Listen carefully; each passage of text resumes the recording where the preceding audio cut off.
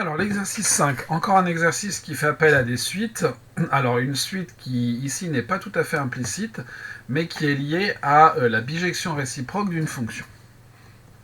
Donc première partie, prouver que f réalise une bijection. Donc on ne s'intéresse pas du tout ici à dire que la fonction elle est injective, surjective, non, on part direct sur la bijectivité avec le théorème de la bijection.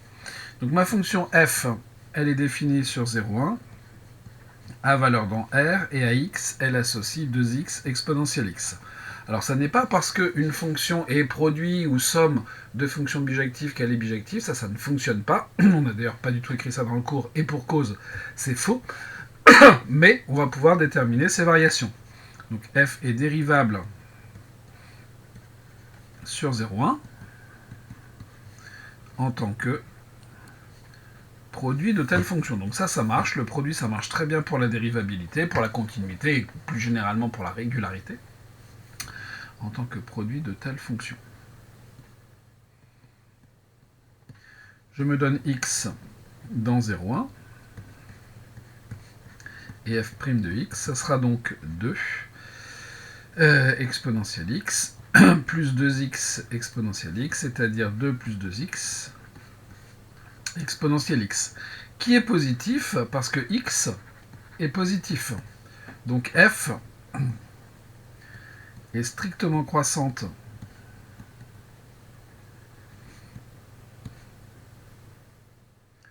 et continue sur l'intervalle 0,1. Ça, c'est une première chose. Même pas besoin de faire son tableau de variation. F de 0 égale 0 et f de 1 égale 2e. Donc, f réalise une bijection de l'intervalle 0,1 dans l'intervalle 0, 2e. C'est le théorème de la bijection qu'on a appliqué, je ne vais pas dire à tous les exercices, mais presque dans ce DS.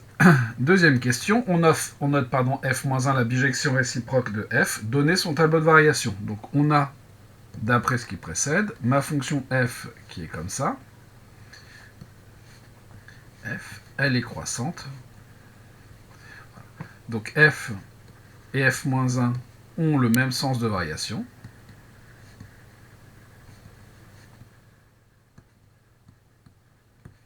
Donc f-1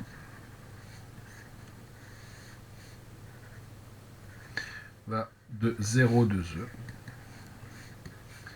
dans 0,1. Donc voilà mon tableau de variation pour f-1. C'est réglé. Question suivante. Justifier qu'il existe un unique réel alpha appartenant à 0,1 tel que... pourquoi j'ai...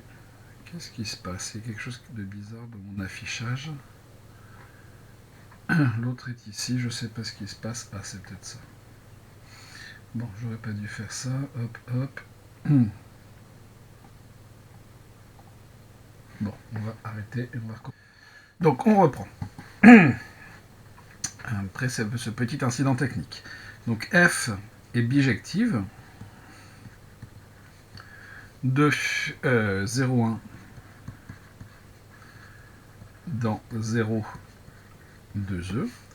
1, c'est un élément qui est entre 0 et 2e, donc 1 admet un unique antécédent, c'est le principe de la bijection, hein. Alpha qui est dans l'intervalle 0,1.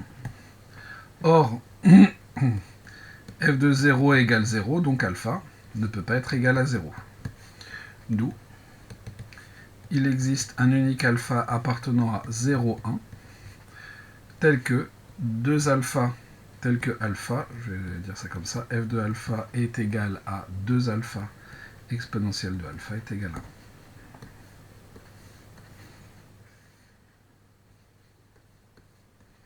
1. Hop, c'est réglé pour cette partie A. Partie B. Première question. Prouvez que la suite UN est correctement définie et que pour tout n, on a UN appartenant à 0,1, sachant que UN plus 1 est égal à f-1 de UN. Bon. Pour montrer ça, eh bien, c'est évidemment une récurrence, soit n appartenant à n. Notons Pn, la proposition, bah, UN existe et UN appartient à 0,1. Hop, U0. On initialise.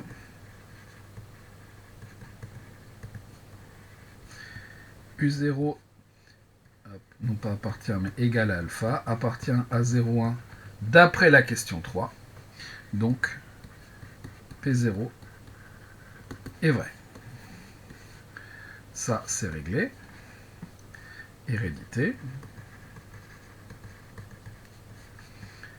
Soit n appartenant à n, tel que UN existe et UN appartient à 0,1. Donc comme UN est dans 0,1, on a donc f de UN comme on a donc UN appartient à 0, 2e, donc f de UN f de UN appartient à 0,1. Donc UN plus 1 égale f de UN existe.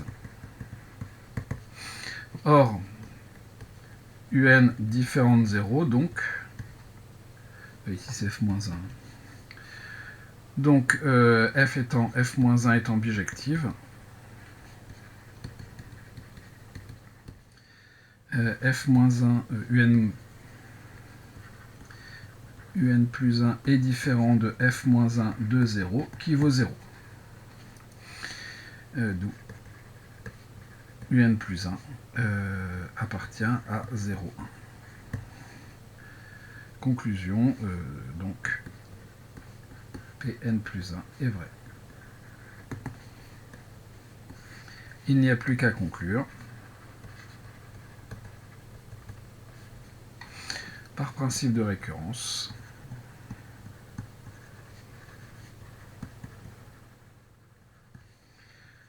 pour tout n appartenant à n, UN existe et UN appartient à 0,1. Conclusion générale, donc, toute ma suite UN est bien définie. Et pour tout n appartenant à n, UN appartient à 0,1. Vous voyez que ma proposition que je démontre par récurrence, n'est pas tout à fait la même que ma conclusion. Mais je me sers évidemment de ma récurrence pour conclure. Deuxième question, prouvez que la suite UN est strictement monotone. Bon. Alors là, ici, il y a un certain nombre de choses à faire, notamment on est un petit peu embêté parce qu'on ne connaît pas f-1, on connaît les variations de f-1. Alors, qu'est-ce que on a là-dedans? Eh bien, on sait que U0 égale alpha, et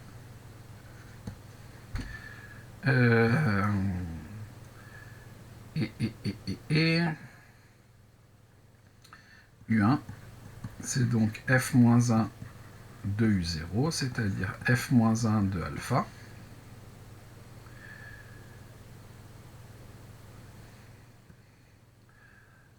Or, alpha, f de alpha est égal à 1.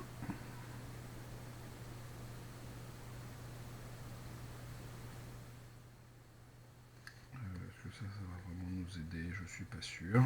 Il faut que je montre que f-1 de alpha, ma suite, elle va être croissante ou décroissante? Bonne question, bonne question.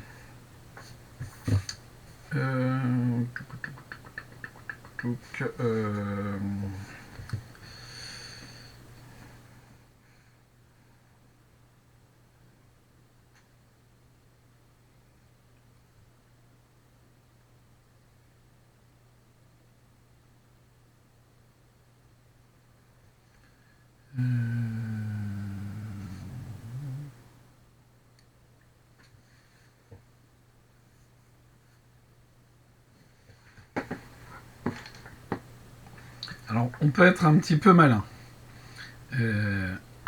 Si jamais f-1 de alpha est inférieur à alpha, alors U0 est inférieur à U1. En ce cas, par récurrence, on va montrer que la suite est décroissante. Non, U0 est plus grand que U1. En ce cas, que UN est décroissante. Soit N appartenant à N tel que UN plus 1 est inférieur à UN,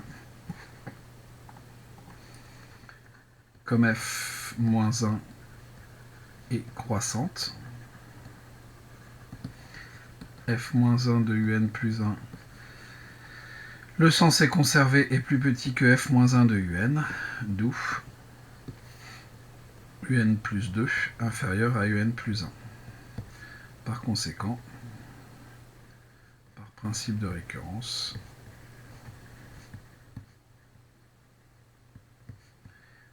UN est décroissante.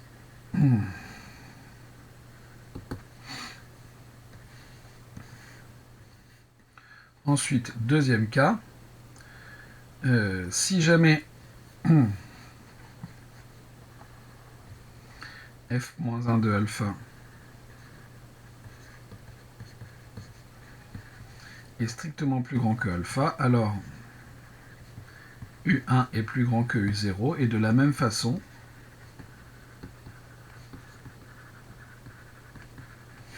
on montre alors que UN plus 2 est plus grand que UN plus 1. Et décroissante strictement ici. UN est alors strictement croissante.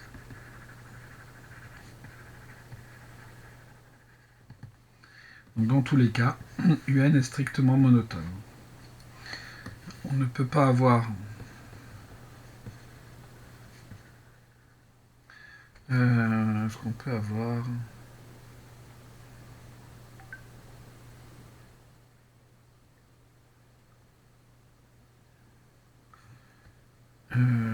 est-ce qu'on peut avoir f de alpha égale alpha?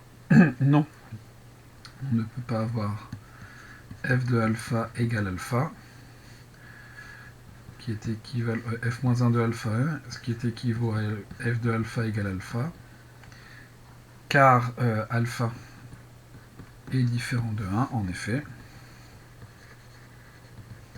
F de 1 égale 2e, qui n'est pas égal à 1. Conclusion. Dans tous les cas, UN est strictement monotone. Je ne sais pas dire si elle est croissante ou décroissante, mais c'est pas grave.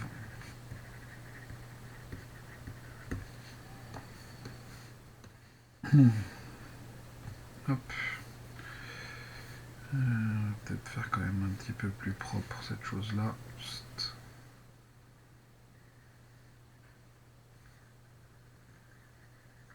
Décroissante strictement.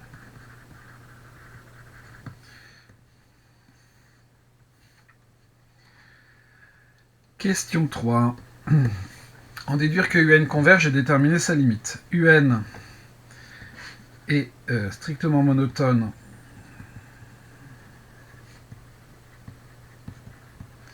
et borné. Donc, UN converge.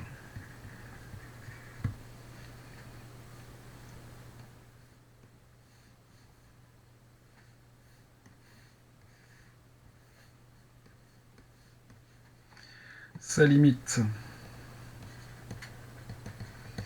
elle vérifie f-1 de L égale L, car f-1 est continu sur 0,1. Sur 0 même, hop, 2e. Or, f-1 de L égale L équivaut à f de L égale L. J'applique f de chaque côté et j'obtiens ça. C'est-à-dire 2L exponentielle L égale L. Donc j'ai deux cas. Premier cas, L égale 0, bon, qui est bien solution. Deuxième cas, L différent de 0, on a donc exponentielle L égale 1 demi.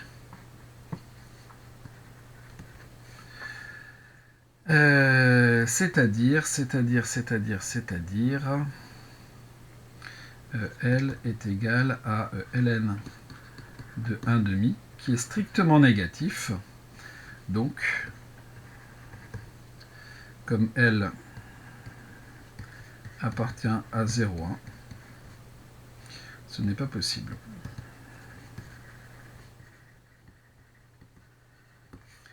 Donc, UN converge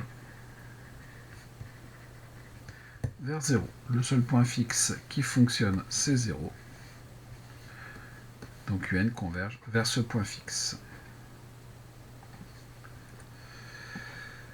Question 4, qui est la question difficile de l'exercice. Alors, question 4a. La question 4a, c'est pas la plus difficile. Prouvez que pour tout n, un plus 1 est égal à 1 demi de un exponentielle de moins un plus 1. Bon. Donc je me donne n appartenant à n. Bon. un plus 1, c'est f moins 1 de un. Et donc, j'ai f de un plus 1 est égal à un. F de un plus 1, je vais avoir du un plus 1 qui va apparaître. C'est pas l'idée du siècle. Bah si. J'ai donc 2 un plus 1 exponentielle de un plus 1 égale un, c'est-à-dire un plus 1 égale 1 demi de un exponentielle de moins un plus 1 en divisant par ce qu'il faut de chaque côté. Bon, cette question-là, pas trop difficile. Question 4b.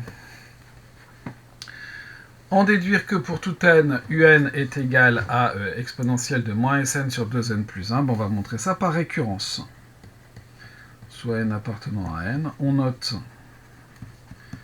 Pn, un est égal à exponentielle de moins Sn sur 2 puissance n plus 1. On initialise. U0 égale alpha. Et d'un autre côté, S0, c'est la somme pour k allant de 0 à 0 duk, c'est-à-dire U0, c'est-à-dire alpha. Et donc j'ai exponentielle de moins Sn sur 2 puissance n plus 1, qui est égal à alpha divisé par 2. C'est exponentielle de moins alpha sur 2. Or, on sait que 2 alpha exponentielle de alpha égale 1, c'est-à-dire que exponentielle de moins alpha est égale à 2 alpha. D'où exponentielle de moins Sn sur 2 puissance n plus 1 qui vaut exponentielle de moins alpha sur 2. C'est donc 2 alpha sur 2, c'est alpha, c'est U0. P0 est vrai. Pour une fois, l'initialisation, c'est pas la question la plus simple. Hérédité. On se donne un entier n appartenant à n tel que un égale exponentielle de moins Sn sur 2 puissance n plus 1. Un plus 1, c'est, d'après ce qui précède, 1 demi de un exponentielle de moins u n plus 1, c'est-à-dire 1 demi de exponentielle de moins Sn sur 2 puissance n plus 1, multiplié par exponentielle de moins un plus 1, c'est-à-dire 1 sur 2 puissance n plus 2, exponentielle de moins Sn plus un plus 1. Ça, c'est la somme des uk jusque n, la somme, enfin, plus le rang n plus 1. Je vais donc avoir 1 sur 2 puissance n plus 2 exponentielle de moins s n plus 1. Donc Pn plus 1 est vrai. Alors comment savoir qu'il fallait faire une récurrence? Eh bien, la question 4a nous fait un lien entre le rang n et le rang n plus 1. Donc dès qu'on a un lien entre le rang n et le rang n plus 1, c'est très certainement qu'il y a une récurrence derrière. Reste à conclure par principe de récurrence.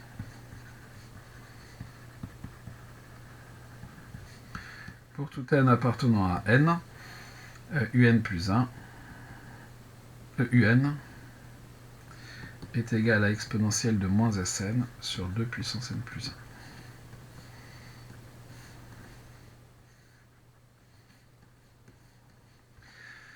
1. Question C. En déduire que Sn est plus petit que 1. Bon. Alors, comment obtenir Sn? On a un. Donc Sn, c'est la somme pour k allant de 0 à n des uk, c'est-à-dire la somme pour k allant de 0 à n des exponentielles de moins sk sur 2 puissance k plus 1, c'est-à-dire 1 demi, somme pour k allant de 0 à n des exponentielles de moins sk sur 2 puissance k. Or, pour tout k appartenant à n, on a sk qui est supérieur à 0, puisque c'est une somme de termes positifs. Donc exponentielle de moins sk est inférieure à 1. Par conséquent,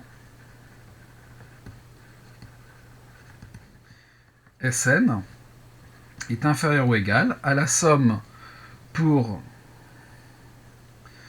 1 demi de la somme pour k allant de 0 à n des 1 sur 2 puissance k.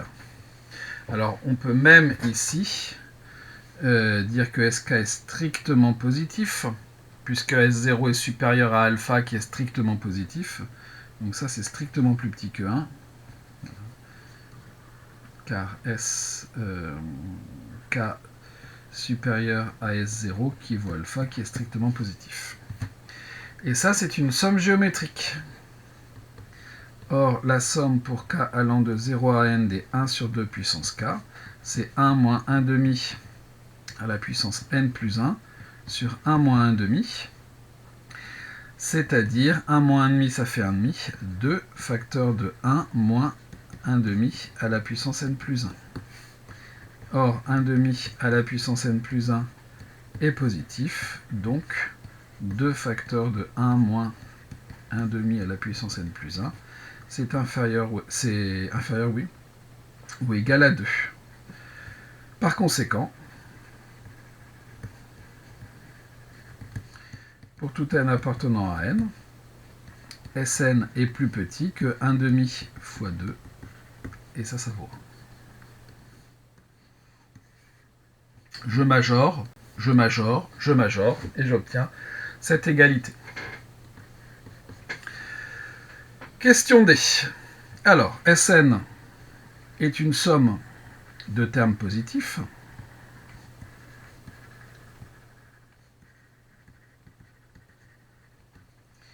Donc, la suite Sn est une suite qui est croissante.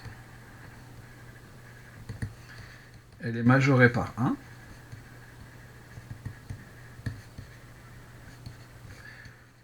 Donc, la suite Sn converge vers une limite L qui est plus petite que 1. Par ailleurs,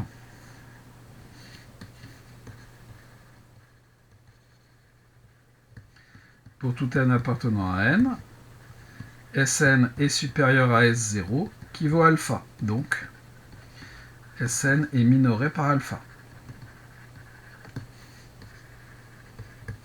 Conclusion. Sn converge vers L qui vérifie alpha plus petit que L, plus petit que 1. Et voilà pour cet exercice 5.